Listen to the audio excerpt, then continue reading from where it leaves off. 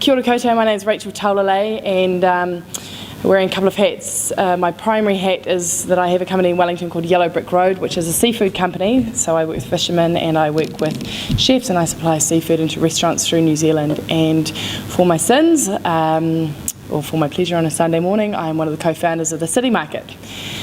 And I think with that, I'm ready to go. Thanks, Nick. So there's a little game that I like to play with my friends called Last Supper. The aim of the game is to pick the last 3 dishes that you would like to have if you were about to meet your maker. Food that you couldn't live without having one more time, and dishes that are reminiscent, nostalgic, and just downright delicious. You're only allowed 3, and it cannot be a Valentine's all-you-can-eat buffet. Last year, I was asked by a much more credible source than my friends to describe my life in just 10 dishes. A really interesting exercise that I enjoyed immensely. And what I found interesting, though I already had a suspicion about, is that really at the end of the day, it's not about what we eat and what's on the plate, but who we have it with and where we are and what we're enjoying at the time we have it. So, my life in 10 dishes, and the first is tea and toast, and in this picture are my father's blissfully happy parents. My grandfather made tea and toast for my grandmother every day of their married life. The toast was always thin white bread toast topped with homemade jam or marmalade. The tea was pipingly hot, lovingly brewed, and served in a crown lid tea and saucer. A lasting memory, I recall finding this simple act incredibly romantic. I spent a lot of time with my grandparents, basically being spoiled. Noughts and crosses with Grandad and trips to town with Quee. They were an amazingly gentle, considerate, loving couple who I miss immensely. Fast forward a generation, and you have my parents, Jay, 23 and 24. Skipping forward to lamb's fry and bacon and a thick, rich gravy on buttery vogels. My mum makes the best ever lamb's fry, let me tell you. She takes care of that, and Dad, as possibly an ode to his father or maybe his cooking prowess, does the vogels.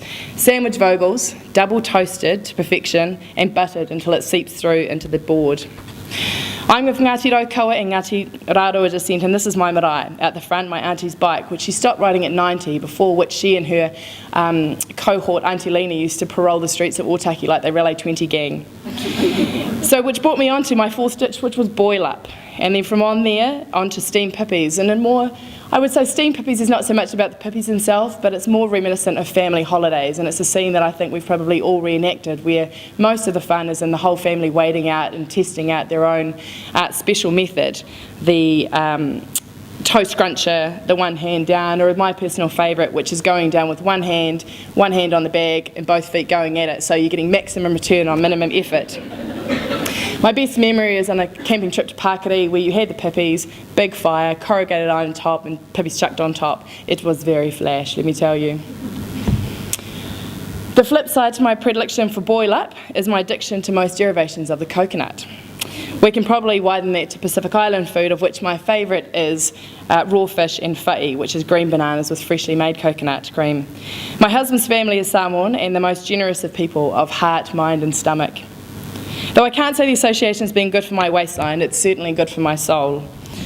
What I find interesting, and the reason you see this picture of my father-in-law with all of his sons, 3 of whom are here tonight, is that the men in Samoan culture have a pivotal role in the food culture of the hunting, gathering, collecting, and also the preparation of food.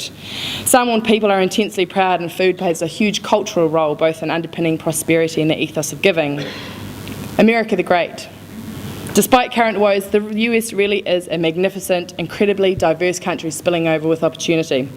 We lived in the States for 9 years, and though a really small occasion, the one dish that stays with me was enjoyed on a day in New York in a park watching Andre Agassi playing his final game in the US Open. It was guacamole, corn chips and Corona. That's it. And it's not even like I hadn't had that combination several times before then, but it all came together on that day. And what I miss about the States is Whole Foods Mexican food and the Santa Monica Farmers Market, not the 405 or intensely bad coffee. This is our daughter Lily, and this is my first attempt at feeding her homemade solids, which was a freakishly bad occasion for her. But I have improved, and none of my early attempts got so far as did a friend of mine who addicted her to frozen peas, and that was my next dish in the top 10. I think what made it important to me is that it started to change the way that I looked at food. This is better. It wasn't all about me, and as it turns out, the little icy nuggets are actually really good. They're a pre-dinner snack, they're quite nutritious, and she is a gluten-free vegetarian, so that is the only contribution she ever made to her diet. So for me, food is generally speaking about sharing, but when I lived in the States, I took to dining solo when I was travelling, and it's since become one of my great indulgences. In 2007, I dined at a restaurant called Sona in Los Angeles and had a minor food epiphany with Epuas cheese. A beautiful cheese that I enjoyed on a piece of black slate, and it was so ripe and so ready that it literally ran across the plate. And as I was solo dining, I was spoilt with some bubbles. So that dish on the top 10 was Epuas with Nicolas Foyet Rosé. But it led me on to bubbles, and I never turned back. Bollinger and Tamatuka Bay oysters, which have already been mentioned tonight. The combination of these two gives a crystal clear, divine burst of flavour that I adore. My hands clap inside, sometimes outside. My breathing slows and I get a bit of a warm glow on. And these oysters, unlike other dishes, I can enjoy anywhere, anytime, and have them be as memorable as the first time. The last dish, and the one that I've put serious time into becoming a poster child for, is Sage Fridays at Nico Cafe. Crispy edges, brown butter, warm olive oil, fragrant sage, runny yolks, and slices of baguette.